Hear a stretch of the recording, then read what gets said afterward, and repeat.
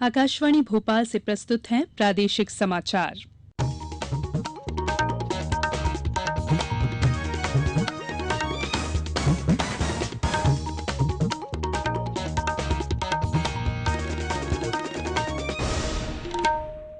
नमस्कार, समाचारों के साथ मैं संयुक्ता बैनर्जी। मुख्यमंत्री शिवराज सिंह चौहान ने कहा है कि राज्य सरकार विद्यार्थियों की आंखों के सपनों को मरने नहीं देगा और उनकी शिक्षा दीक्षा में कोई कमी नहीं रहने दी जाएगी।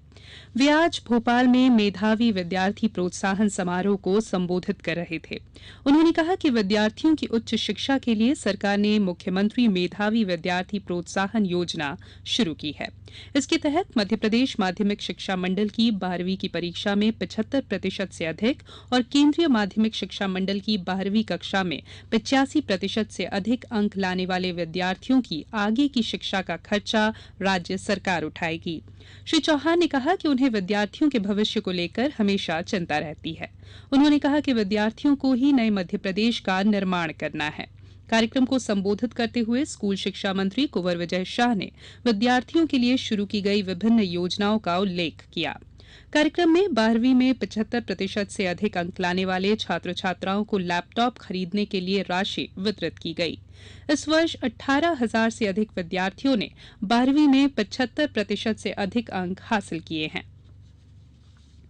केंद्रीय पंचायती राज मंत्री नरेंद्र सिंह तोमर ने कहा है कि राज्य और केंद्र सरकार पर पंचायतों के प्रतिनिधियों को प्रशिक्षण देने की बड़ी जिम्मेदारी है।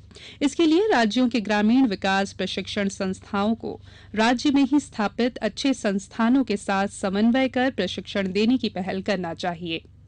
कल भोपाल में राज्यों के पंचायती राज मंत्रियों के सम्मेलन को संबोधित करते हुए श्री तोमर ने कहा कि प्रधानमंत्री नरेंद्र मोदी के मार्गदर्शन में पंचायतें और गांव आगे बढ़ रहे हैं। विकास की जिम्मेदारियां बढ़ने के कारण पंचायतों की क्षमता का विकास करना जरूरी हो गया है। मुख्यमंत्री शिवराज सिंह चौहान ने इस मौके पर कहा कि पंचायतों को सशक्त बनाकर सामाजिक परिवर्तन किया जा सकता है। मध्यप्रदेश ने इसका उत्कृष्ट उदाहरण प्रस्तुत किया है। मध्यप्रदेश में पंचायती राज की मूल अवधारणा को ग्राम स्तर तक पहुंचाया गया है। राज्य शासन ने पेंशनर और परिवार पेंशनरों को 1 जनवरी 2017 से महंगाई राहत 136% की दर पर देने का निर्णय लिया है। बढ़ी हुई दर पर महंगाई राहत जनवरी 2017 की पेंशन जो फरवरी माह में देय होगी उस पर लागू होगी। पूर्व में पेंशनर्स को 132% की दर से महंगाई राहत दी जा रही थी। बढ़ी हुई महंगाई राहत दर 80 वर्ष और उससे अधिक आयु के पेंशनर्स को देय अतिरिक्त पेंशन पर भी देय होगी। इस संबंध में जिला कलेक्टर्स को निर्देश जारी कर दिए गए हैं। मध्यप्रदेश उच्च न्यायालय में बर्खास्त आईएएस अरविंद जोशी की जमानत अर्जी पर बहस पूरी होने के साथ ही फैसला सुरक्षित कर लिया गया है।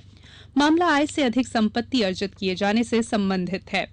बर्खास्त आईएएस अफसर फिलहाल जेल में है। जस्टिस एसके गंगेले के एकल पीठ में हुई सुनवाई के दौरान लोकायुक्त की ओर से इस बात पर जोर दिया गया कि जोशी की जमानत अर्जी खारिज किए जाने योग्य है।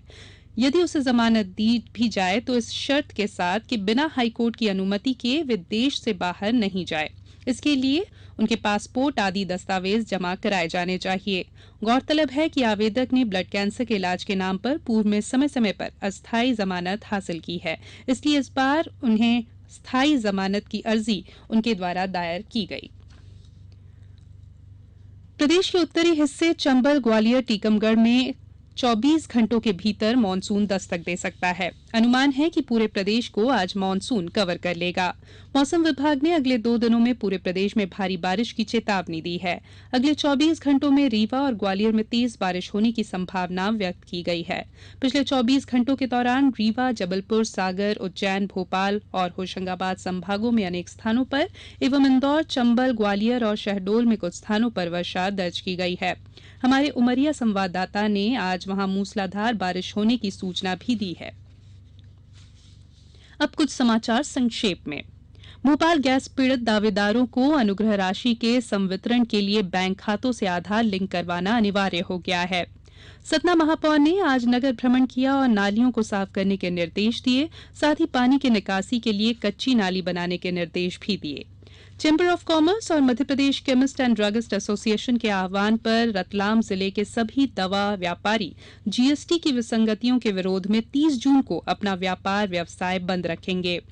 होशंगाबाद जिले में खरीफ फसल के लिए स्केल ऑफ फाइनेंस निर्धारित कर दिया गया है। जिला स्तरीय समिति की अनुशंसा के बाद इसे लागू कर दिया जाएगा। इसके साथ ही प्रादेशिक समाचारों का ये बुलेटिन यहीं समाप्त होता है। नमस्कार।